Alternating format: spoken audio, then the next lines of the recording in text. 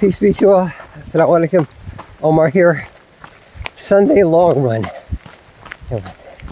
The beautiful Rock Creek Park in Washington, D.C. So today I want to talk about finding your peace in the midst of chaos. So peace can be loosely described as finding serenity, a lack of violence, a lack of abrasive attitude or bellicose environment, warlike environment, chaos. So in many cases, there are physicists that argue that everything in creation or everything in existence has a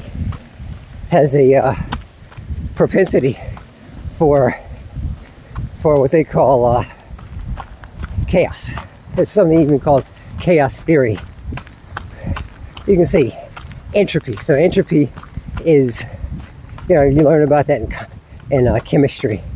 So it's a propensity for things to be chaotic, things all over the place. But I argue that things are supposed to be non-chaotic. So everything has its place. And it's when man, in our arrogance, we think we know everything, we start mucking about with nature, and even ourselves. We put things in our bodies that shouldn't be there because we're depressed or angry or we've lost hope, whether it's alcohol or drugs or bad food, or we lash out at each other. There's a lot of that. There's young men engaged in sociopathic, homicidal behavior. I forgot the exact difference between a sociopath and a psychopath. But that's a lot of what we're seeing today. And we see chaos in families and thus in our communities and in our nation. Good morning. Good morning. How y'all doing? Good. You? Good. Doing well. So you gotta find something that gives you your peace. For me, it's being out here in nature. It's just incredible. I mean, look at that. Look at that. I get to challenge myself going up and down these hills. Just being out here with these oxygen producing foliage plants. It's beautiful, man. And I feel so serene. I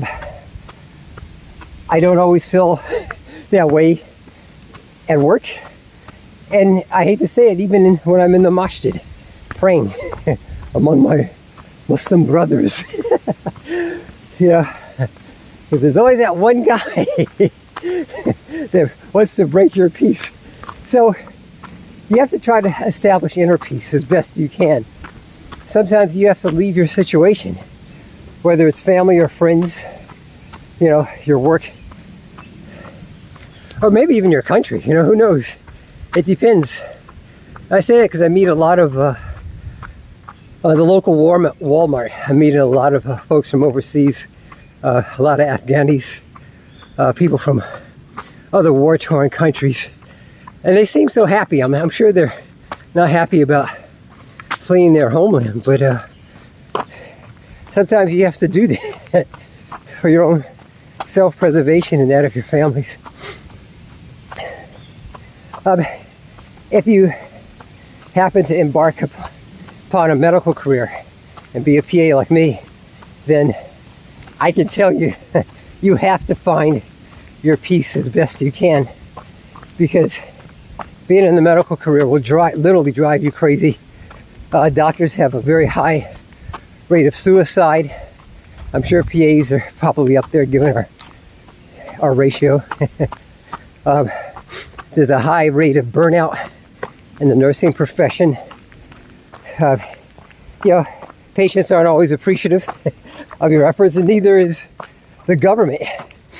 Maybe the governing bodies in which you reside. I saw a doctor had her license. Somebody wants to revoke her license and fine her because she took a stance I forgot if it was for or against abortion. I forgot which one it was. But this politician came after her and used his connections in the state in which she practiced. And, she had to go to court and defend herself and get an attorney and all this. So even your own state might not even appreciate your efforts. It's very hard to get into the medical career, even to get accepted to schools. And it's very difficult. You have to study almost all the time. You have to do well on your rotations. Get along with your professor. It's not an easy thing. You got to pass your boards in your respective degree and profession, and you got to get your license. You got to keep your license. Then there's a lot of demands on you. Your notes, patient notes, patient encounters. And we have social movements now that if you don't do what the patient tells you to do, then they can not only sue you, but cause you a lot of problems. Get protest groups at the place where you work, and your employer will drop you. Trust me on that. They're not going to support your high degree having self. When it comes to the hospital, it's like, okay, do we keep this clinician, this lone healthcare provider, or do we just let them go so we can save the reputation of the hospital and not get sued? So that's just the way it is. So you got to do this profession out of a pure joy of helping people. That's what I do. Good morning. Hi. And then also find your peace in it. That's it for now. You guys want to be a PA like me or a health educator? So I got a bachelor's degree in biology. It's one of the reasons why I love being out here. And then did another bachelor's in PA and a master's in PA. And then I did a doctorate in health education. See, so a long academic road. But I really enjoy it. And if I ever find it stressful, I come here to get my solace and my exercise. But if you want to embark upon that path, I've helped other people become PAs. Feel free to reach out to me via email. I'll leave my email in the description. Take care. I wish you guys the best of success in your positive endeavors. Peace.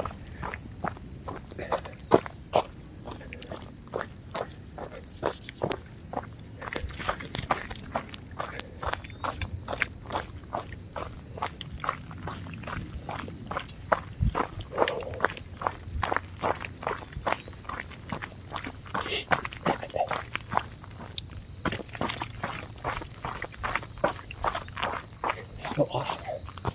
It's beautiful.